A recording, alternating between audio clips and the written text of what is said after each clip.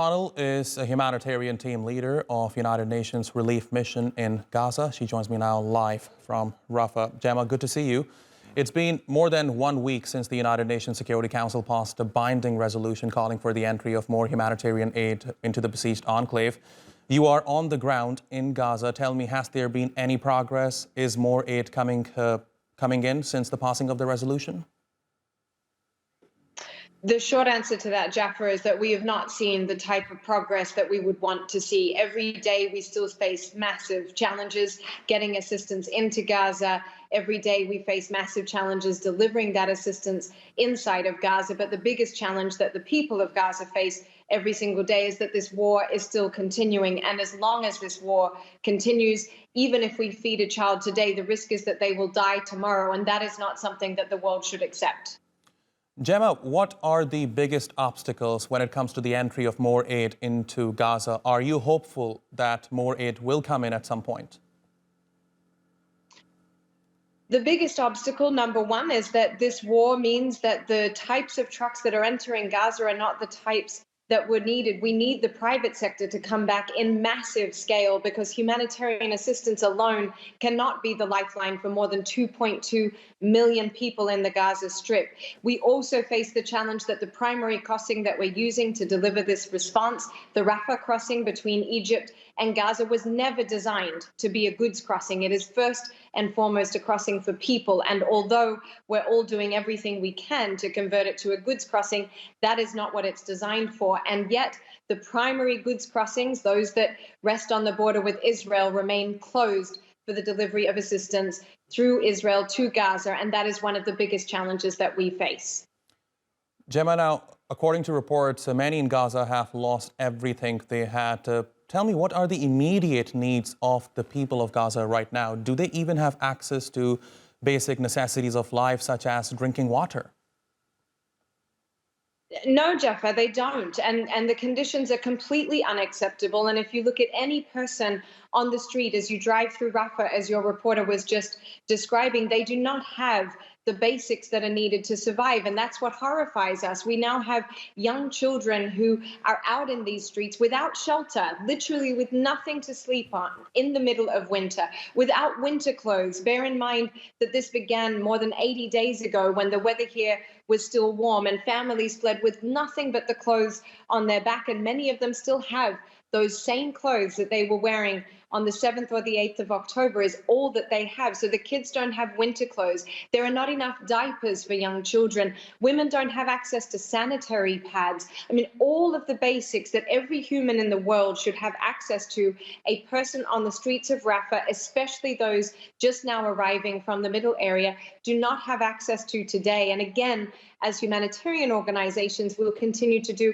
everything we can. But we sat down, and even with all of our capacity together, and even if every truck crossed as it should, we would still be only able to meet a minuscule amount of those needs.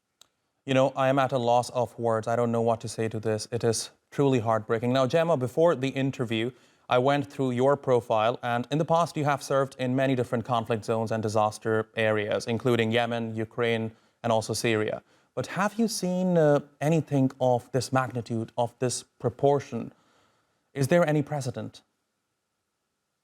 No, Jaffer, there is no precedent in recent history for what we're seeing today in Gaza. And this is something that I wish the world would comprehend. What we're seeing is the complete annihilation of entire parts of the Gaza Strip. We're seeing the level of bombardment that has not been seen in any other recent war. We're seeing the level of displacement that has not been seen in any other war. And I think sometimes that gets dwarfed because we're talking about a small strip of land and a relatively small population. But when you look at this proportionally, the consequences of this war are unprecedented in recent history. But Jaffa, to me, what is so difficult is I think people hear the numbers, more than 20,000 killed. That's more than 1 in every 100 people in Gaza has been killed since this began. And people are starting to count numbers when what we have to look at is the humans who are being affected by this every single day. And just yesterday, I met with a small boy, a 5-year-old boy who'd lost his entire family in an airstrike in the middle area. He's not spoken since that happened, Jaffa, because it was too much for him to cope with. He cannot handle the trauma that he's seeing. And watching him look at this ER room where more casualties were coming in, just as I was there, with more airstrikes in the middle area. No child should have to go through this. So as we are overwhelmed by the numbers, we have to remember that every one of them represents an individual person, and no one in the world should allow this to continue. Indeed, certainly no one in the world should allow this to continue. Great words there. Now, Gemma, I don't need to mention it. It's quite obvious that the place where you are joining us from is very risky. In fact, it has been called the most dangerous place in the world for journalists and children. Since October 7, more than 100 UN staff members have been killed in Gaza. So please tell me, how concerned are you about your own safety and of your colleagues? First and foremost, Jaffa, I am concerned for the safety of the heroic health workers and humanitarian workers that come from Gaza. Our Gazan colleagues are waking up every single day, many of them waking up in a tent because they themselves are now displaced, or sleeping in a hospital corridor as the health workers are, so that they continue working. And they are the people who are on the front lines of this crisis, the paramedics who are going out, Jaffa, every day, even though their radio communications have been hit and their communications lines are down. They are the people that we need to be protecting, because they are the ones truly saving lives. And when you hear of more than 100 of my United Nations colleagues killed in this war, it is something that none of us should be able to sleep at night after that has happened. And again, these are the workers. If you drive down the streets in Rafah, it's not the internationals amongst us who I so admire. It's all of the Gazan colleagues with their United Nations vests, delivering healthcare, still waking up every day to try and clean the streets, delivering all of the things that the United Nations, especially through UNRWA, deliver in Gaza. They are heroes and they deserve to be protected. Gemma, I know you have a very busy schedule, so let me ask you my last question of this interview.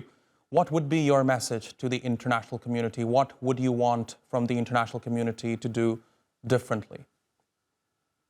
I've one message, Jaffer. I said it the day that the Security Council resolution passed, and I've said it every day since I arrived in Gaza, because every person that I meet in Gaza, from a grandmother who lost her pregnant daughter, through to a cousin who lost their baby cousin, through to all of the people I have met every single day, the message is crystal clear, and that is that this war must end. As fellow humans, none of us should bear on our conscience that this can continue. This scale of devastation and destruction is completely unconscionable, and it must end. So my message to the world is what we need to do differently is to end this war. Gemma Connell, thank you very much for talking to us here on TRT World. And on a personal level, thank you very much to you for the work that you do and your organization is doing in the besieged enclave, Gaza. Thank you very much. Thank you so much for having me, Jaffa.